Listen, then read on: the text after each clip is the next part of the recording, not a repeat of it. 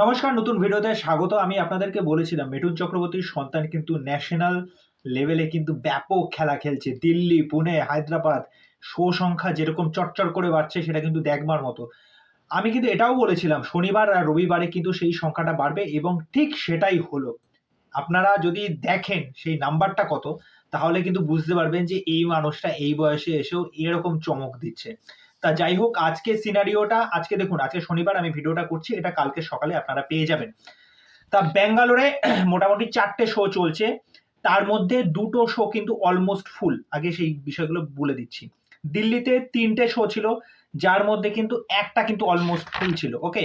মুম্বাইতে ২ টো শো চলছিল, তার মধ্যে কিন্তু একটা অলমোস্ট ফুল ছিল। হায়দ্রাবাদে ২ টো শো চলছিল, তার মধ্যে একটা অলমোস্ট ফুল।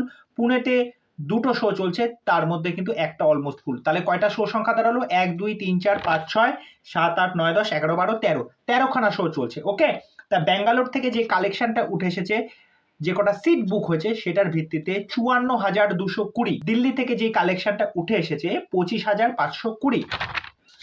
মুম্বাই থেকে ২৯,১৫০, হায়দ্রাবাদ থেকে ১৯,৩০০, পুনে থেকে ৩২,৪২০। এবার আপনাদেরকে বলে রাখি, এই যে ডেটাটা আপনাদেরকে আমি বললাম সেটা কিন্তু আমি দুপুরবেলার দিকে তৈরি করেছি, যেই শোগুলো মোটামুটি সন্ধ্যে ৬:৩০, ৭টা বা ৮টার দিকে। আর দুপুরে দুটো একটা শো ছিল, সেটা কিন্তু আমি একদম ওই 11:30, 12টার দিকে কিন্তু সেগুলো নোট ডাউন করে রেখেছি। ওকে? টোটাল অ্যামাউন্ট যেটা গিয়ে দাঁড়ালো ১,৬০,৬১০। এরপরেও কিন্তু আরো কিন্তু টিকিট বিক্রি হয়েছে। যদি দেখা যায় তাহলে দেখতে গেলে প্রায় ২ লাখ কিন্তু সন্তান শনিবারে কিন্তু একটা কালেকশন, ডিসেন্ট কালেকশন ওই সমস্ত জায়গায় দাঁড়িয়েও মিঠুন চক্রবর্তীর মতো একটা নাম। তা যাই হোক, অনেকে হয়তো ভাবতে পারে যে এটা কি সত্যি মিথ্যা বলছে। তা আপনাদেরকে প্রমাণ দেখিয়ে দিই। এই যে দেখুন, সন্তানের দিয়ে আমি লিস্ট পুরো রেডি করা।